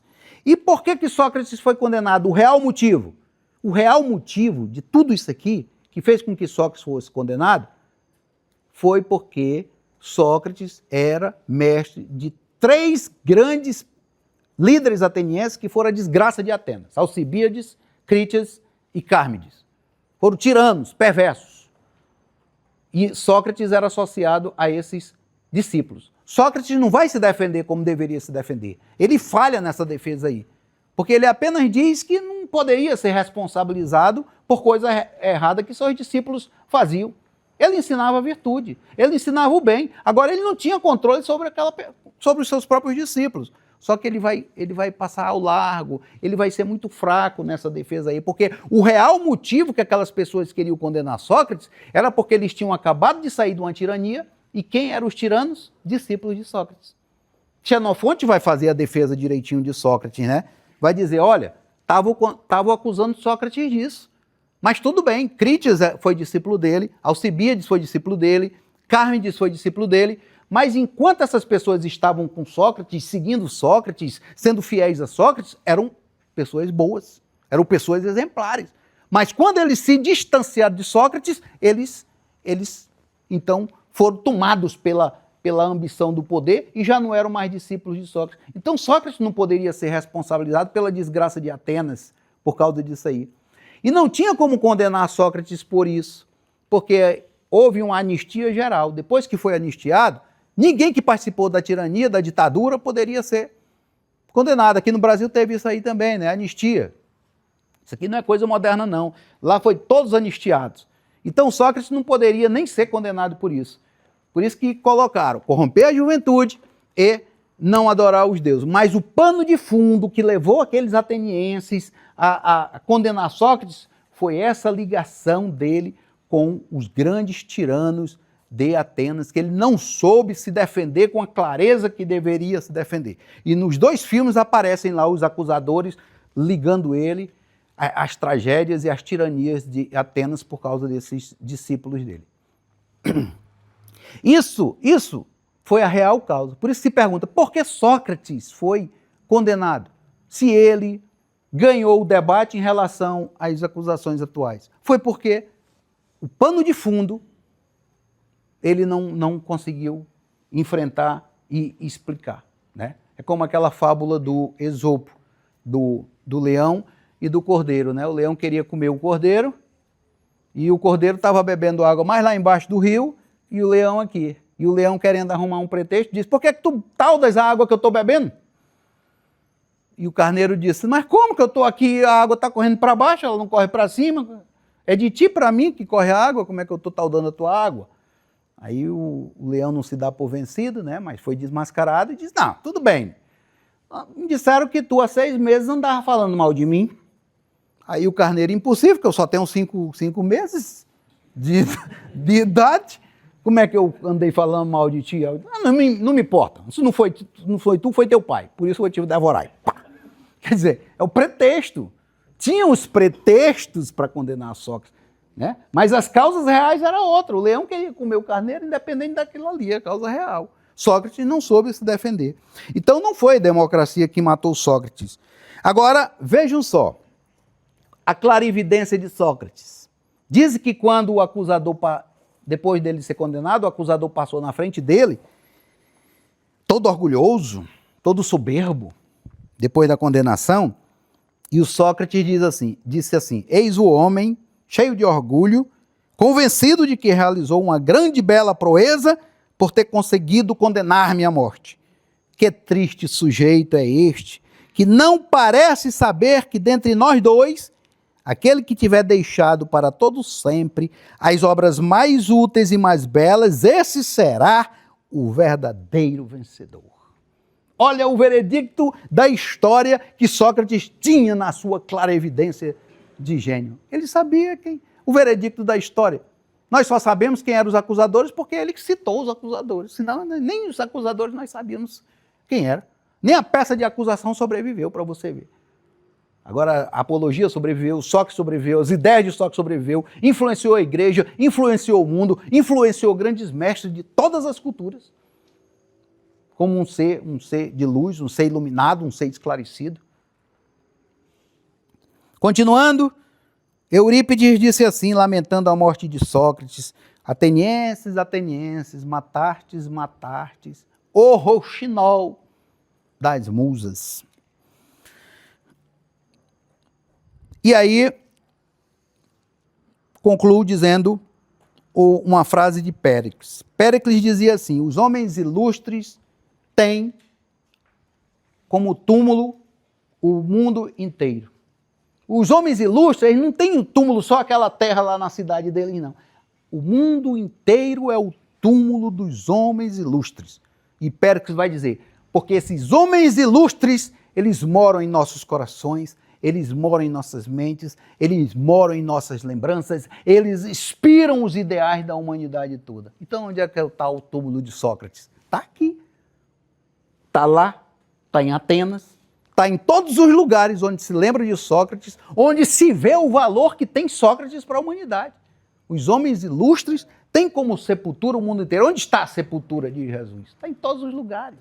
A presença de Jesus está em todos os lugares. A terra inteira tem... é o túmulo dos homens ilustres. Porque há igualmente em terras além das suas uma reminiscência não escrita, gravada no pensamento e no coração das pessoas. Um grande filósofo hindu dizia, Osho dizia, filósofo, professor de filosofia dizia, com Sócrates a Grécia é tudo, sem Sócrates a Grécia é nada. Claro que é um certo exagero, porque além de Sócrates tem muitas coisas belas na Grécia, valorosas na Grécia que nós temos visto aqui, além de Sócrates. É um exagero, é uma hipérbole, mas há que se compreender que ela traz uma verdade pelo poder deste homem, de suas ideias para a nossa humanidade. Né? Ele diz que a Grécia com Sócrates é tudo, sem Sócrates a Grécia é nada. Espero que eu tenha contribuído no esclarecimento, no aprofundamento desse grande diálogo de Platão, a apologia de Sócrates. Muito obrigado.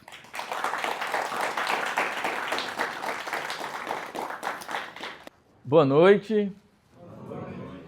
Cumprimento primeiramente aqui o professor e o palestrante, Dr. Sanderson Moura, a quem também eu agradeço pela oportunidade de eu estar aqui hoje. Essa oportunidade para mim é uma oportunidade muito importante e aqueles que não sabem, eu já estou aqui na Escola de Atenas desde a origem, desde que iniciou, eu venho aos simpósios da Escola de Atenas, não vim em todos, mas já vim em alguns. E aproveito também para cumprimentar todos os presentes, sejam todos bem-vindos.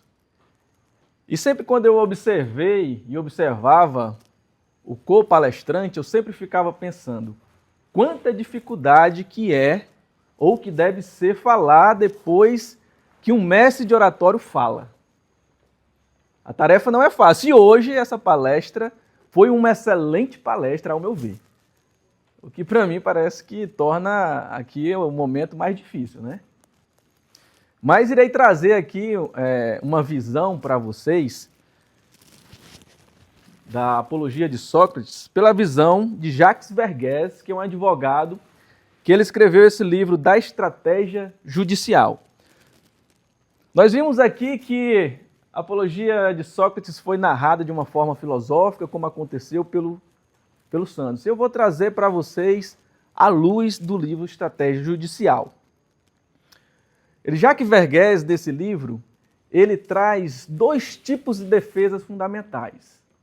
A defesa de conivência e a defesa de ruptura. A defesa de conivência é aquela em que o réu ele aceita as regras do julgamento. É aquele que aceita as regras, o julgamento, que aceita tudo que é dito. As palavras, aceita como o próprio tribunal se comporta. É como se fosse um julgamento judicial ou administrativo dentro das regras. Esse é o processo mais comum, processo de conivência. E existe o processo de ruptura, a defesa de ruptura, na verdade, que é quando o réu ele não aceita as regras do tribunal. É quando ele contesta o tribunal, é quando ele coloca o tribunal em julgamento. E Verghese, ele fala também que essa defesa de ruptura, ela tem alguns graus. Ela tem o grau 0, que é quando não há nenhuma dificuldade, e há o grau máximo de ebulição da ruptura, quando, como é o caso aqui de Sócrates, que ele teve que abrir mão da sua própria vida. E a ruptura, caros escolásticos, ela não é uma ruptura, a defesa de ruptura, ela não é só uma questão binária, aceitar ou não aceitar. Eu não aceito esse julgamento ou eu aceito esse julgamento. Eu vou obedecer ao julgamento ou vou romper o julgamento. A defesa de ruptura, ela às vezes acontece no dia a dia, quando nós contestamos algo. Às vezes uma pergunta é uma defesa de ruptura, às vezes uma intervenção é uma defesa de ruptura, porque a defesa de ruptura ela tem muitos graus. E trazendo aqui para Sócrates, Sócrates ele foi acusado, como vocês sabem, de corromper a juventude e de não aceitar os deuses da cidade. Mas conforme o mestre Santos falou, existia uma questão política por detrás disso. Porque Sócrates ele foi julgado verdadeiramente por perguntar demais, por questionar, porque eu não sei se vocês aqui em algum certo momento já foram, de certa forma, mal vistos por questionar algo. E Sócrates questionava. Tinha pessoas que se declaravam sábias, que nem o Santos falou, se achavam sábias. Sócrates ia lá, questionava ele e mostrava que ele não era tão sábio como ele pensava que ele era. Isso incomodava demais. Incomodava demais, porque o questionamento, ele incomoda os falsos sábios. Então, a defesa de Sócrates naquele tribunal, ela não foi uma resposta apenas à acusação de Meleto, de Anito e de Licon. Teve todo um contexto político por detrás. Eu até fiz um acrônimo aqui, Meleto, Anito e Licon, da MAL, né? Um acrônimo MAL, né? Acrônimo MAL. E Sócrates, e qualquer acusado, diante de uma acusação, ele vai querer entrar na regra do jogo. E Sócrates, que nem Sanderson falou, ele não entra na regra do jogo. Ele começa com a primeira ruptura. Qual é a primeira ruptura de Sócrates? Ele decide que ele não irá falar conforme o tribunal deseja. Ele não irá florear, não irá pedir clemência, não irá seguir aquelas regras. Esse é o primeiro momento de ruptura de Sócrates. Ele já chegou no tribunal rompendo com o padrão que todos os outros ali faziam. Esse é o primeiro momento de ruptura. Um outro momento de ruptura que acontece é quando Sócrates ele argumenta com Meleto. E ali é o único momento assim que Sócrates realmente apresenta uma técnica, ele apresenta uma intervenção e uma defesa no que tange à corrupção dos jovens, né? Mas o ponto mais forte da ruptura de Sócrates é o momento que ele diz: atenienses, vocês podem aqui no tribunal me absolver. Eu posso ser absolvido de todas essas acusações, mas eu vou continuar fazendo o que eu sempre fiz. Eu vou continuar filosofando como eu sempre filosofei. Eu vou continuar questionando e eu vou continuar sempre perguntando. Então, neste momento, Sócrates mostra ao tribunal que ele não tem competência para julgá-lo, porque o seu julgamento estava dentro da verdade dele. Ele demonstra para o tribunal: olha, vocês não têm competência para me julgar. Tanto que vocês podem fazer o que quiserem comigo, mas eu vou continuar fazendo o que eu sempre fiz. Porque Sócrates, diante daquela situação, no pedido de morte, na sentença de morte para ele poderia dizer: olha, eu vou, a partir de agora, se for absolvido, evitar de incomodar, eu vou perguntar menos, eu vou me recolher. Porque do ponto estratégico, jurídico, fazer o que o Sócrates fez era muito perigoso. E era até, talvez, imprudente. Né? Até imprudente. Mas só que Sócrates, ele não estava negociando, naquele momento, a sua sobrevivência. Ele está afirmando e legitimando a sua missão. Porque para Sócrates, viver calado era pior do que morrer coerente. Ele chegou no momento de entender, na clareza de Sócrates, que para ele era viver calado era pior do que morrer coerente. Então, diante de todo esse cenário, Sócrates foi condenado. Como vocês ouviram, Sócrates foi condenado. E ele podia, depois de condenado, pedir clemência, ele podia pedir um exílio, poderia pedir um exílio, mas ele não fez. É que nem o Dr. Santos falou, ele pediu para que ele fosse honrado no Pritaneu, né, que o Senado ateniense, onde prestava honras e cedia alimentação para heróis de Atenas. Então, todos eles se sentiram ofendidos por aquela proposta de Sócrates. E Sócrates já tinha rompido com as regras do tribunal. Ele não estava mais interessado nas regras do tribunal. Né? E Jacques Vergues, ele compreendeu muito bem essa lógica. Porque em tribunais políticos, o tribunal não é neutro. No caso de Sócrates, vocês perceberam, conforme o Santos falou, que o tribunal ali não era neutro. Jacques Vergues, quando trouxe para esse livro da estratégia judicial, ele falou, olha, em processos políticos o tribunal não é neutro. Então não podemos usar apenas técnica jurídica. Nós não devemos apenas utilizar a técnica jurídica. Eu não sei se vocês conhecem, vou trazer um caso mais atual, do Lula. Quando ele chegou a ser diante do juiz, ele falou para o juiz que não reconhecia a legitimidade, que o juiz era imparcial. Esse é um tipo de modelo de defesa de ruptura. Ele coloca o tribunal e quem está julgando ele em julgamento. Ele não aceitou, ele disse, vou seguir sua regra, o que você disser aqui eu vou só contestar. Não, ele disse, eu não reconheço, você é imparcial. Tanto que quando chegou em certos graus, tudo foi anulado. Porque houve uma defesa de ruptura, não foi uma defesa de conivência. Porque havia ali uma questão política envolvida. E trago aqui para vocês, o Santos trouxe aqui essa frase, que se atribui muito bem a Sócrates, né?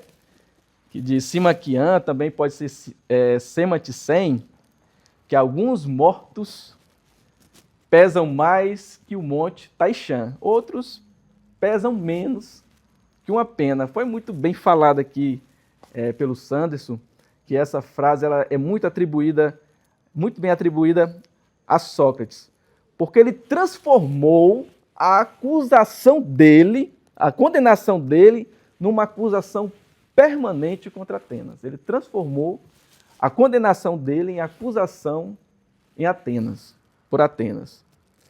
E quero aqui trazer para vocês, que eu acredito que em certo momento da vida da gente, acredito que de alguns de vocês já chegaram em algum momento que precisaram se impor. Eu não conheço esse tema, não apenas pelos livros. Já aconteceu comigo em certo momento de eu ter que responder a mesma pergunta que talvez Sócrates respondeu. O que fazemos quando a nossa absolvição depende de negar aquilo que sabemos verdadeiro? O que fazemos quando a nossa absolvição depende de negar aquilo que sabemos ser verdadeiro? Porque quando estamos diante de um tribunal, quando estamos diante de uma acusação, existem saídas mais fáceis. Às vezes, aceitar. Às vezes, recuar. Às vezes, se isolar. Só que existe certo tipo de acusações que elas transpassam a pessoa. Certo tipo de acusações que elas chegam no nível que é necessário você quebrar com certos paradigmas. É preciso se impor. É preciso fazer uma ruptura. Então, aceitar uma solução que resolve o seu problema imediato, mas deixa de pé aquilo que você sabe que está errado, talvez seja uma das partes mais difíceis da vida. Então, nem toda solução conveniente é uma solução justa.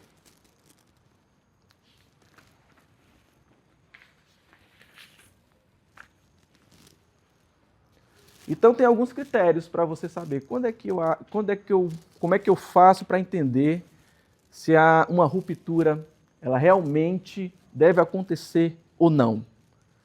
Quando a ruptura ela revela uma injustiça.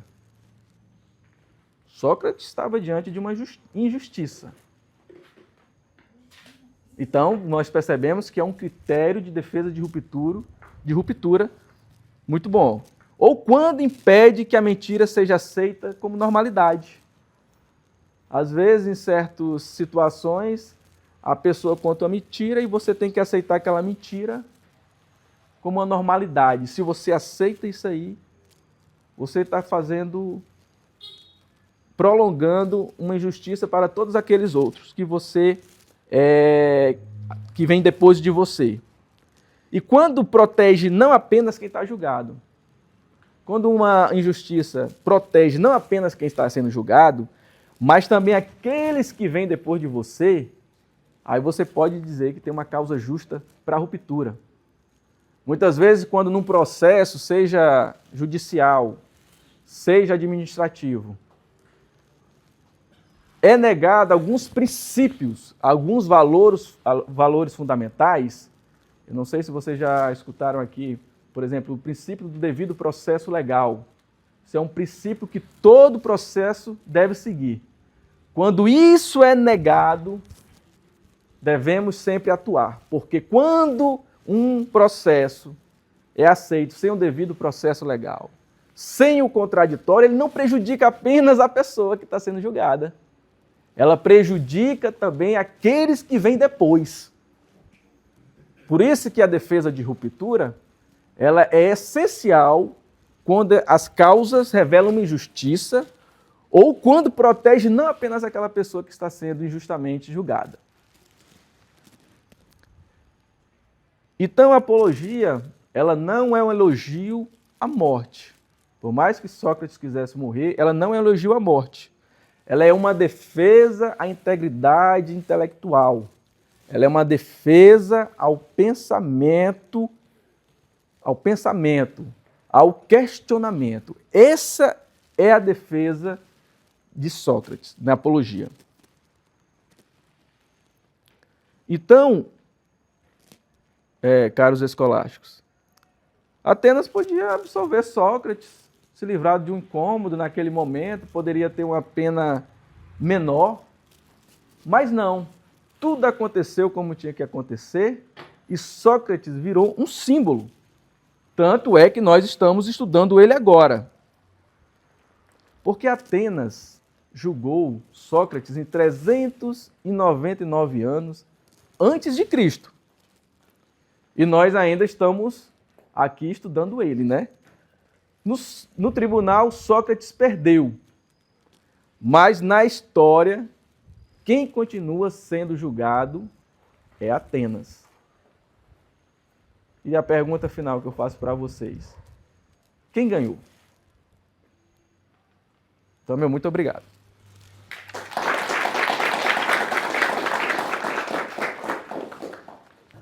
Então, para a gente concluir, meus amigos, grato pela presença de todos vocês. Nós trouxemos esse presente aqui, esse quadro, Aquele quadro ali todos já acredito que conhecem, intitulado Escola de Atenas. Ele é desenhado numa parede lá dentro do Museu do Vaticano. É um quadro renascentista de Rafael Sanzio. E esse aqui é um quadro também famoso de Jacques Louis David. Ele foi feito no século XVIII e aqui retrata, tem como virando para cá, um pouco. Ele retrata aqui a morte de Sócrates. Sócrates recebe a cicuta do carrasco. O carrasco tinha uma grande admiração por Sócrates, né? Você vê ele muito aflito aqui, ele nem olha para Sócrates, ele entrega a cicuta assim, muito sofrido pela morte daquele homem. Sócrates recebe a cicuta, apontando o dedo para o alto, porque quando ele está nesse momento aí com o discípulo, ele está falando de coisas elevadíssimas, que foi registrado num diálogo de Platão chamado Fédon, que ele fala da imortalidade da alma, da reminiscência, essas coisas todas. Isso aqui é dentro de uma prisão, né? E aqui estão os discípulos chorando, né? Sócrates, um velho, mas todo sarado. Essa ideia de que Sócrates era feio, barrigudo, como muitos falam, isso não é verdade. Sócrates, o Diógenes Laércio disse que ele era uma pessoa de um porte físico, ele cuidava bem da saúde dele, né? Inclusive numa peste que assolou Atenas em 430, que matou inclusive Péricles. Dizem que a única pessoa que a peste não atingiu foi Sócrates. Sócrates foi o único cidadão ateniense que a peste não atingiu, por causa da saúde dele, do vigor físico dele. Então você vê aqui um velho sarado, né? E aqui está Platão lamentando a morte do seu mestre, né? Aqui virado até para a parede, ele não quer nem olhar para cá, ele fica na cabeceira aqui. E mais aqui, quando vocês forem ver, mais aqui adiante, em segundo plano, tem aqui Xantipa, que era a mulher dele, saindo, né, para não ver Sócrates morrer. Porque Sócrates diz, ó, tira essa mulher daqui, que ela está chorando muito, tira esse menino daqui, vai, leva, porque eu não quero chororô, não. Eu estou explicando para vocês como é a vida. Ele começa a narrar a morte dele. Bebi a cicuta já está adormecendo meus pés, agora o efeito já sobe aqui para minha barriga, não estou sentindo mais nada, mas estou consciente, a cicuta agora já está me impedindo de falar, estou quase não falando mais, e agora eu praticamente não estou falando, não posso mais falar, mas é incrível, eu permaneço vivo. É aquele espírito só desloca daquele corpo ali e vai para onde, não sei, mas vai para algum canto, porque para Sócrates a vida existia a imortalidade da própria alma. Então esse quadro é um magnífico quadro, a morte de Sócrates. Eu pedi pela Santella, que é um site que tem um material muito bom de canvas, né, e mandei emoldurar. Então, meus amigos, muito grato a todos vocês.